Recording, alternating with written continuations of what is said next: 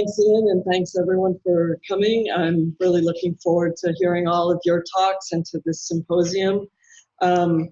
First, though, I wanted to remember a colleague who recently passed away in the accident that took place on Labor Day weekend out in California. The woman on my left, on the right, oops, sorry, is Adrienne, oops, very sensitive. This is Adrienne DeHood, and she worked in our office for 4 years doing environmental and other activities in support of the Antarctic Program, and I just couldn't start this talk without remembering her, so she's greatly missed by everyone who knew her.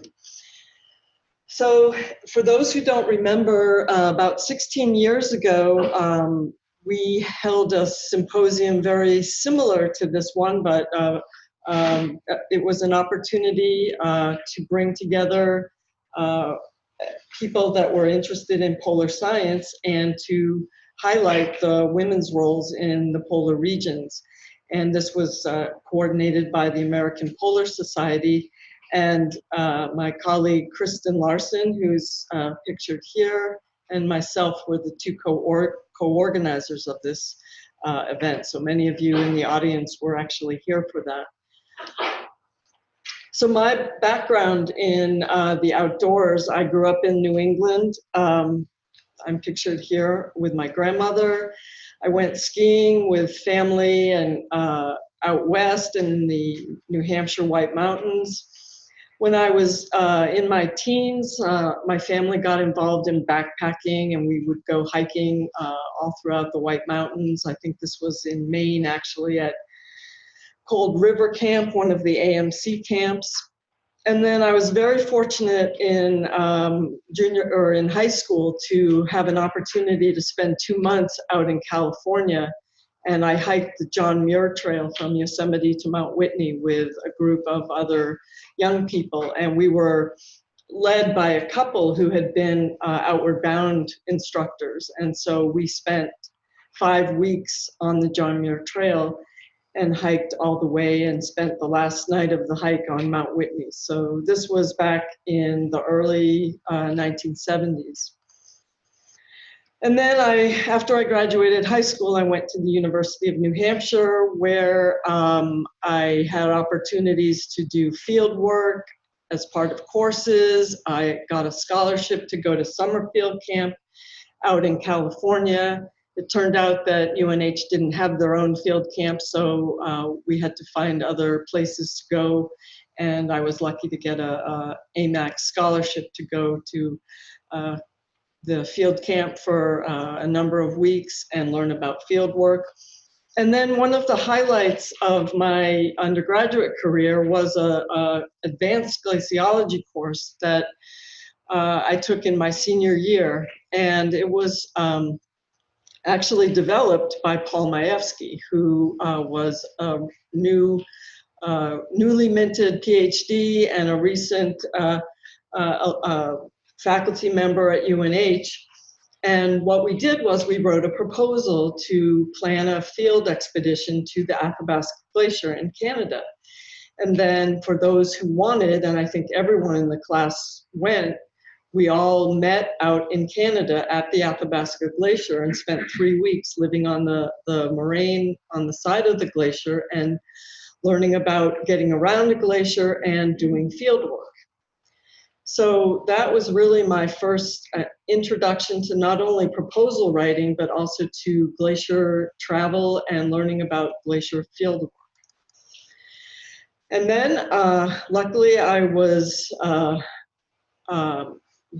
accepted into the graduate school at The Ohio State University, and I became a Buckeye. And first I had to find out what a Buckeye was, because I had no idea what a Buckeye was. And pictured here at one of the early gatherings was my professor, Ian Whillans. And over the summer, I was working in northern New Hampshire at Eastern Mountain Sports, where I had been working throughout my undergraduate career. And I got a call from from Ian. I had met him in the spring after I was accepted into the graduate program at Ohio State. I decided I better come out and see what Ohio was like and meet some of the faculty and other students to make sure I was going to like it. So I had met Ian in the spring, and in the summer I got this phone call and he said, "How'd you like to go to Dome C? I just found out that my grant was funded by NSF." And I said, "Sure, I'll go. Where is that? Greenland?" And so I thought I was going to be going to Greenland. Well, it turned out I was going to Antarctica.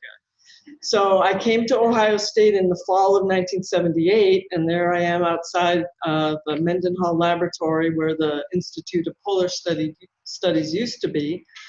And this is my office in Mendenhall, and I'm pretty sure, I can't guarantee it, but I'm pretty sure this was my first office in Mendenhall, which was on the second floor, in Doc Goldthwaite's old office that he was just vacating in the fall of '78. And I remember him and Kay coming and going and moving boxes of books. So I had a connection from the very beginning with Paul, with Doc Goldthwaite, not to mention the fact that he was also Paul Majewski's PhD advisor. So the Goldthwaite connection has already had a very interesting history, and coming back last night with the Goldthwaite Polar Medal, which I'm truly honored about. And of course, there I am with my first dog, Cognac. And during graduate school, I got my first dog. And you know, when you have a dog, it teaches you commitments, and you have to come home and let it out every afternoon. So I didn't end up socializing that much with people. I was a study bookworm and did my work and took care of my dog. So I just didn't get out and about that much. And especially with the field work in Antarctica, it took me away from getting to know a lot of people my first 2 quarters at Ohio State. So my first OSU mentor was Ian Whillans, and he's in all of these pictures. He's here right there. This was our Christmas dinner in 1978 at Dome C, and some of you who have been around a while will remember John Bolzan here and Don Blankenship. I'm right there. Charlie Bentley is right there. So there's a whole bunch of people that are well known to everyone in this room.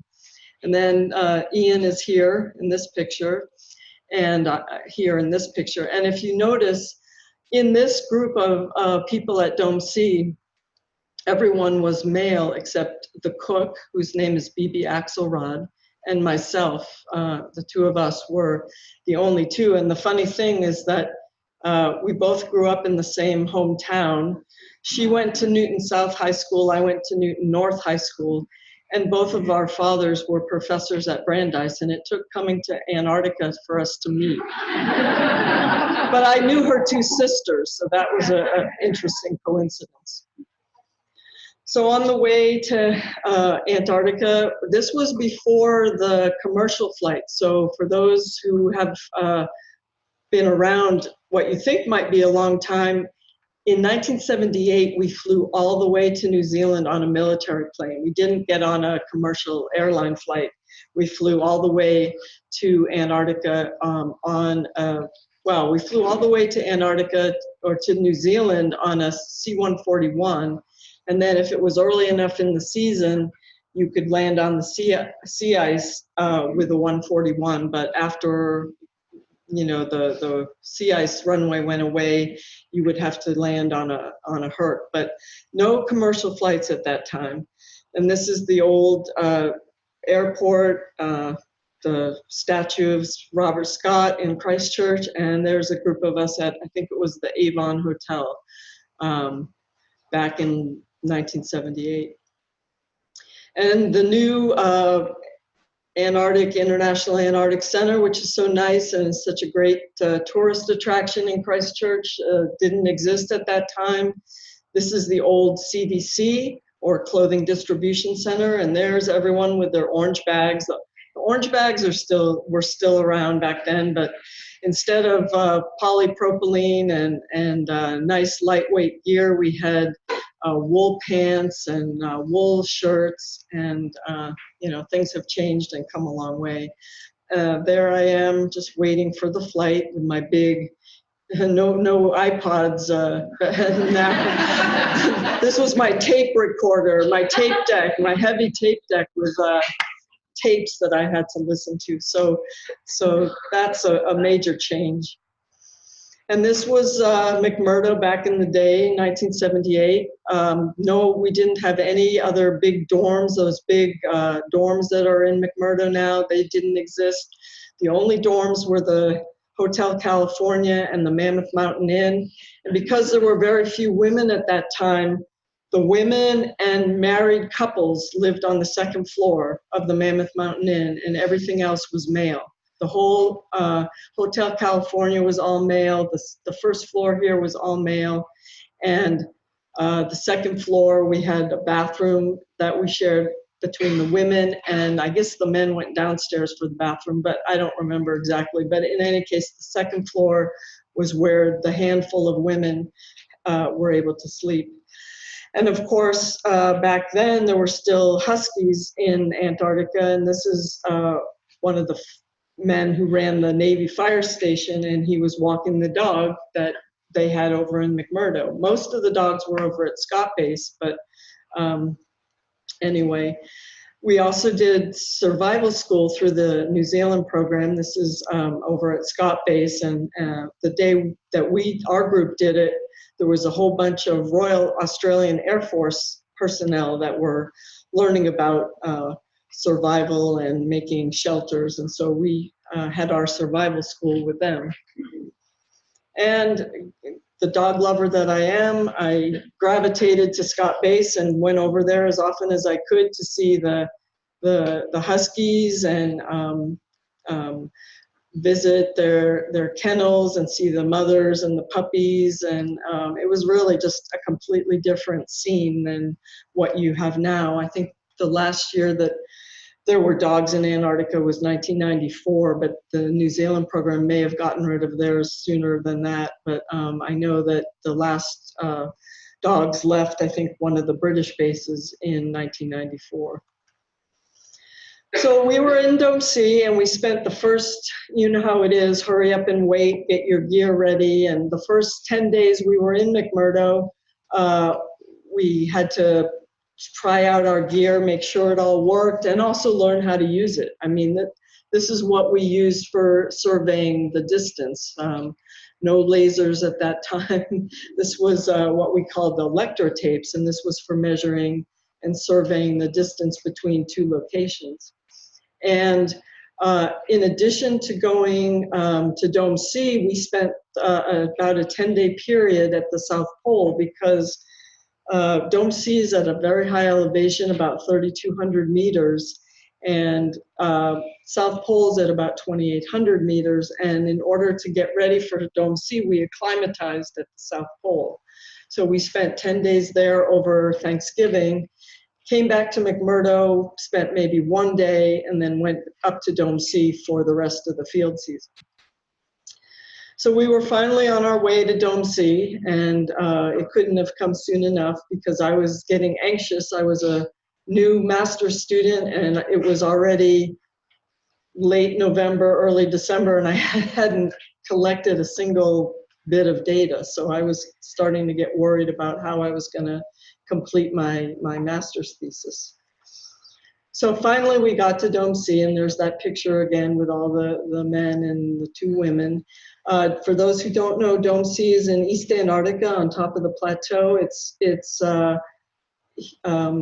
not too far from Vostok, but as things go, but it's still quite a ways away. And it's since it's on the top of the plateau, it's not as windy as it is at the South Pole. We don't get too many downslope winds. So it was cold, but it wasn't very windy. So it was actually, reasonably bearable, even though it was like minus 20 degrees most of the time.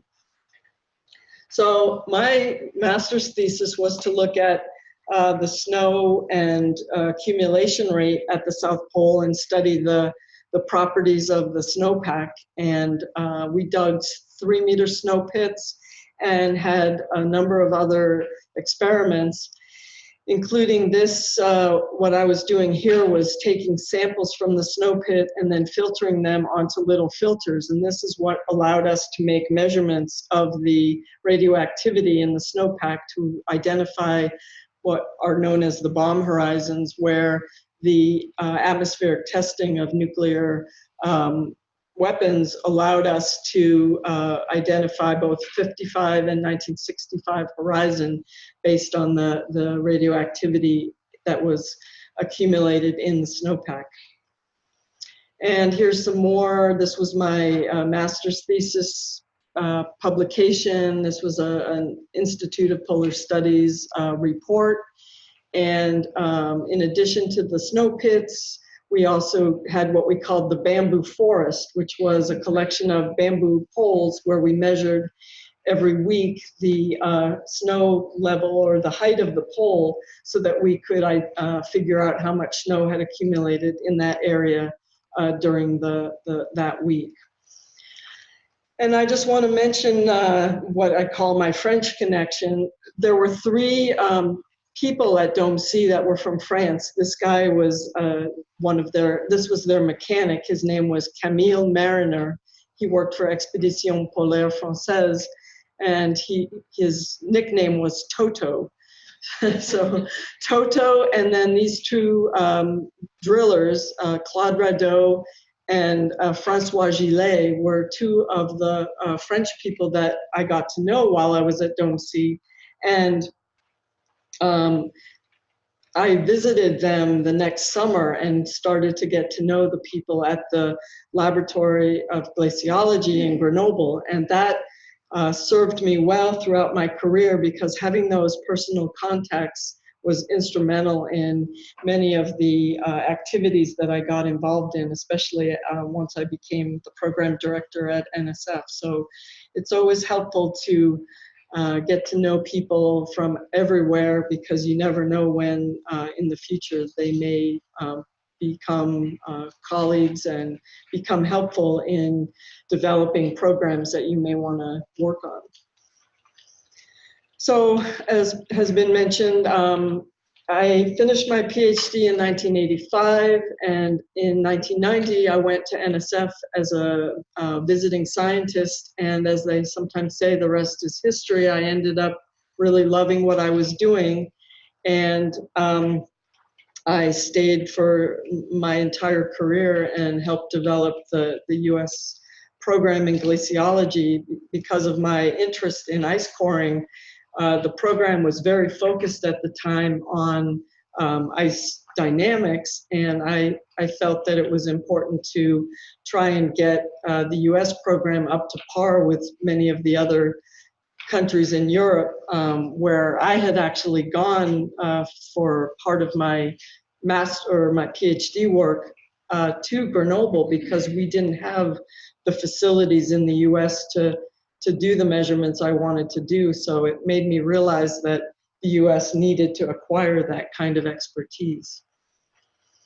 So I retired in 2016, at the end of 2016, and since then things have been very exciting. I got a second master's degree in something called anthrozoology, which has demonstrated my love of human-animal interactions. That's what anthrozoology is. My focus is on companion dogs and companion animals, but it was a fascinating program, and for those who haven't heard of it, just look it up, and I think you'll agree that it has many connections to our daily lives. As was mentioned, in 2017, the International Glaciological Society gave me the Richardson Medal. Previously, in 2007, I had been part of a group, including Barry Lyons here, to get the Lowell Thomas Award from the Explorers Club. And then just recently, in May, I got an honorary degree from University of New Hampshire, and then went back in late September to get the Distinguished Alumni Award from the College of Engineering and Physical Sciences. So I am very honored by all these accolades, and it's been a bit overwhelming. So I wanted to just close and mention my connections, especially with Ohio State, and the role models and mentors that have helped me. In addition to my family, my dad and my mom and my grandmother, who worked until she was 80 as a math teacher in New York City, my Aunt Margie is turning 91 this fall, and she, actually in a few days, and she is still at it, just like Ruth Bader Ginsburg, she's still at it, and is just beginning a term as a chair of a National Academy Committee, but she's a accomplished astrophysicist, and she's been my female role model throughout my life.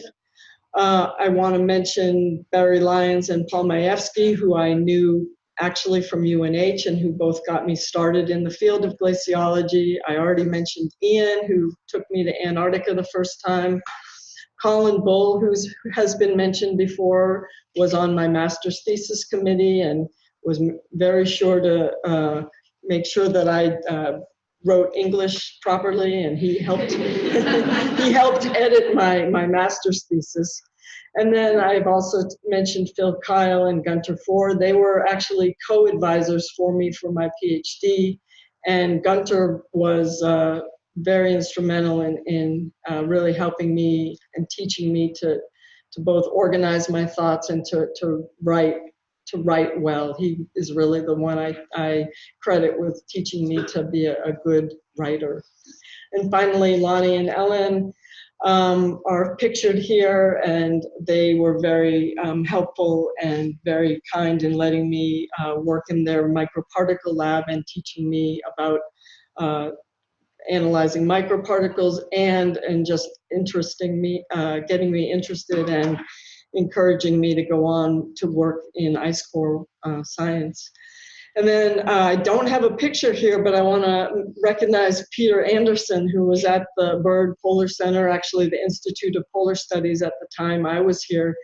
And you may not know this, but I credit you with getting me interested in writing proposals and in the administration of proposals, because Peter was the one who scrubbed all the proposals that we wrote and helped them get submitted to NSF. And I remember going into Peter's office when I was helping to write the proposal that eventually funded my PhD work, and going through the budget and just learning how to prepare an NSF budget.